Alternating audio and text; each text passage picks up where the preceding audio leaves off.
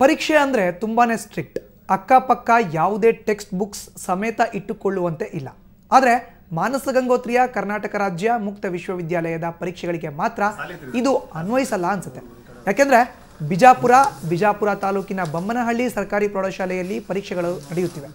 ಇಲ್ಲಿ ಕಾಪಿ ಚೀಟಿಗಳದ್ದೇ ಕಾರುಬಾರು. ವಯೋಮಿತಿ ಮೀರಿದ ಹಾಗೂ ಶಾಲೆಗಳಿಂದ ಹೊರಗುಳಿದ ವಿದ್ಯಾರ್ಥಿಗಳಿಗೆ ನಡೆಸಲಾಗುವ SSLC ಹಾಗೂ PUC ಪರೀಕ್ಷೆಯಲ್ಲಿ ಅಕ್ರಮವಾಗಿ ವ್ಯಾಪಕವಾಗಿ ನಡೆಯುತ್ತಿದೆ ಈ ದಂಧೆ. ಪರೀಕ್ಷಾ ಕೇಂದ್ರದ ಸಿಬ್ಬಂದಿಯೇ ಸಾಮೂಹಿಕ ನಕಲು ನಡೆಸಲು ಸಹಕಾರ ನೀಡುತ್ತಿರೋದು ಕೂಡ ಕಂಡುಬಂದಿತು.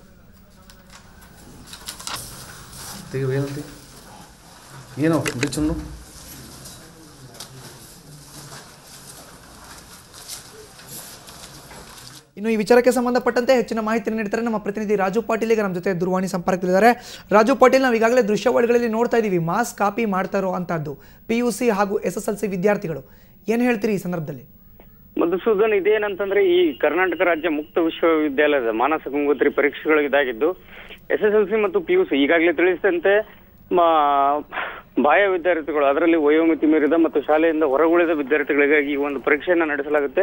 ಆದ್ರೆ ಈ ಒಂದು ಪರೀಕ್ಷೆಯಲ್ಲಿ ವ್ಯಾಪಕ ಅಕ್ರಮ ನಡೀತಾ ಇದೆ ಮತ್ತು ಪರೀಕ್ಷಾ ಅಕ್ರಮಕ್ಕೆ ಪರೀಕ್ಷಾ ಕೇಂದ್ರದ ಸಿಬ್ಬಂದಿಗಳು ಮತ್ತು ವಿಶ್ವವಿದ್ಯಾಲಯದ ಸಿಬ್ಬಂದಿಗಳು ಕುಮ್ಮಕ್ಕು ನೀಡ್ತಾ ಇದ್ದಾರೆ, ಸಹಕಾರ ನೀಡ್ತಾ ಇದ್ದಾರೆ ಅಂತಕ್ಕಂಥ ಒಂದು ಆರೋಪಗಳು ಕೇಳಿ ಬಂದಿದ್ದಾವೆ. ವಿದ್ಯಾರ್ಥಿಗಳಿಂದ ಅಧಿಕ ಹಣ ಪಡೆದು ಗ್ರಾಮೀಣ ಪ್ರದೇಶದಲ್ಲಿ, ಅದರಲ್ಲೂ ಮಾಧ್ಯಮದವರು ಮತ್ತು ಸರ್ಕಾರಿ ಅಧಿಕಾರಿಗಳು, ಜಿಲ್ಲಾಧಿಕಾರಿಗಳು ಇಂಥವರಿಂದ ದೂರ ಇಟ್ಟು ಗ್ರಾಮೀಣ ಪ್ರದೇಶದಲ್ಲಿ, ರಿಮೋಟ್ ಪ್ಲೇಸ್ ನಲ್ಲಿ ಈ ಒಂದು ಪರೀಕ್ಷೆಗಳನ್ನ ನಡೆಸುವ ಮೂಲಕ ಕೇಳುವವರಿಲ್ಲದಂತೆ, DDPI ಮತ್ತು ಡಯಟ್ ಪ್ರಿನ್ಸಿಪಲ್ರಿಗೂ ಸಹ ಮಾಹಿತಿ ಇಲ್ಲದಂತೆ ಈ ಒಂದು ಪರೀಕ್ಷೆಗಳನ್ನ ನಡೆಸಲಾಗ್ತಿದ್ದು ವ್ಯಾಪಕ ಅಕ್ರಮಕ್ಕೆ ಕಾರಣವಾಗ್ತಿದೆ. ಇಂಥ ಒಂದು ಪರೀಕ್ಷೆಗಳನ್ನ ಬರೆದು ಅನ್ಯ ವಿದ್ಯಾರ್ಥಿಗಳಿಂದ ಪರೀಕ್ಷೆ ಬರೆಸಿ ಸರ್ಕಾರಿ ಸೌಲಭ್ಯಗಳನ್ನ ಪಡೆಯಲಿಕ್ಕಾಗಿಯೇ ಇಂಥ ಒಂದು ಪರೀಕ್ಷೆಗಳನ್ನ ರೂಪಿಸಲಾಗಿದೆ ಅಂತಕ್ಕಂಥ ಒಂದು ಆರೋಪ ಕೇಳಿ ಬಂದಿದೆ. ಮಧುಸೂದನ್, ಒಟ್ಟಾರೆಯಾಗಿ ಇಂಥ ಪರೀಕ್ಷಾ ಅಕ್ರಮಗಳನ್ನ ತಡೆಗಟ್ಟಬೇಕು.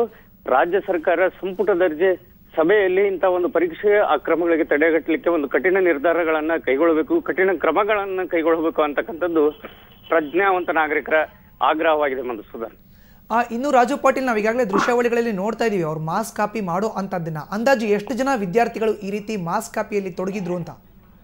ಮಧುಸೂದನ್, ಏನು ಬಿಜಾಪುರ ಜಿಲ್ಲೆಯಲ್ಲಿ, ಅದರಲ್ಲೂ ಈ ಒಂದು ಬಿಜಾಪುರ ತಾಲೂಕಿನ ಬೊಮ್ಮನಹಳ್ಳಿ ಒಂದು ಸರ್ಕಾರಿ ಪ್ರೌಢಶಾಲೆಯಲ್ಲಿ ಈ ಒಂದು ಪರೀಕ್ಷಾ ಕೇಂದ್ರ ನಡೀತಿತ್ತು. ಇದರಲ್ಲಿ 62 ವಿದ್ಯಾರ್ಥಿಗಳು ಪರೀಕ್ಷೆ ಬರೀತಾ ಇದ್ದಾರೆ ಅಂತಕ್ಕಂಥ ಒಂದು ಮಾಹಿತಿಯನ್ನು ಅಲ್ಲಿನ ಸಿಬ್ಬಂದಿ ನೀಡಿದ್ರು. ಇದಲ್ಲದೆ ಬಿಜಾಪುರ ನಗರದ ಹೊರವಲಯದ ಶಾಲೆಯೊಂದರಲ್ಲಿ ಮತ್ತು ನೀಡಗುಂದಿ ಸೇರಿದಂತೆ ಹಲವೆಡೆ ಈ ಒಂದು ಪರೀಕ್ಷೆಗಳಿಗೆ ಅವಕಾಶ ಮಾಡಿಕೊಡಲಾಗಿದೆ. ಯಾವ ಆಧಾರದ ಮೇಲೆ ವಿಶ್ವವಿದ್ಯಾಲಯದವರು ಈ ಒಂದು ಪರೀಕ್ಷೆ ನಡೆಸ್ತಾರೆ ಮತ್ತು ಪರೀಕ್ಷಾ ನಿಯಮಗಳನ್ನ ಗಾಳಿಗೆ ತೂರಿ ತಮಗೆ ಮನ ಬಂದಂತೆ ಅನ್ಯ ವಿದ್ಯಾರ್ಥಿಗಳಿಂದ ಪರೀಕ್ಷೆ ನಡೆಸುವ ಈ ಒಂದು ಕೆಲಸವಾಗ್ತಿದ್ದು, ಇಂಥದನ್ನ ಕೂಡಲೇ ತಡೆಗಟ್ಟಬೇಕು. ಇದರಿಂದಾಗಿ ಕಠಿಣವಾಗಿ ಅಭ್ಯಾಸ ನಡೆಸಿ ಓದುವಂತ ವಿದ್ಯಾರ್ಥಿಗಳಿಗೆ ಅನ್ಯಾಯವಾಗುತ್ತದೆ ಅಂತಕ್ಕಂಥದ್ದು ಪ್ರಜ್ಞಾವಂತ ನಾಗರಿಕರ ಆಗ್ರಹವಾಗಿದೆ. ಮಧುಸೂದನ್, ಧನ್ಯವಾದ ರಾಜು ಪಾಟೀಲ್ ನಿಮ್ಮ ಮಾಹಿತಿಗೆ.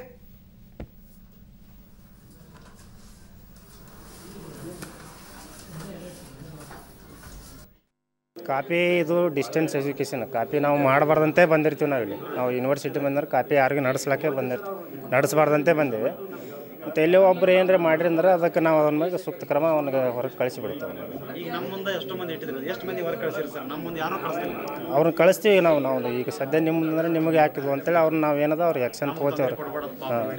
ಅವ್ರಿಗೆ ಆ್ಯಕ್ಷನ್ ತೊಗೋತೀವಿ. ಅವ್ರ ಬಗ್ಗೆ ನಾವು ಯಾರು ಕಾಪಿ ಮಾಡ್ಯಾರಲ್ಲ ಅವ್ರಿಗೆ ಡಿಬಾರ್ ಮಾಡ್ತೀವಿ. ಅದನ್ನು ನಾವು ಮಾತಾಡಿ ಇವರು ಕೂಡಿ ಯಾರು ಸಿಕ್ಕಾರಲ್ಲ ಅವರಿಗೆ ಸೂಕ್ತ ಕ್ರಮ ತೊಗೋತೀವಿ.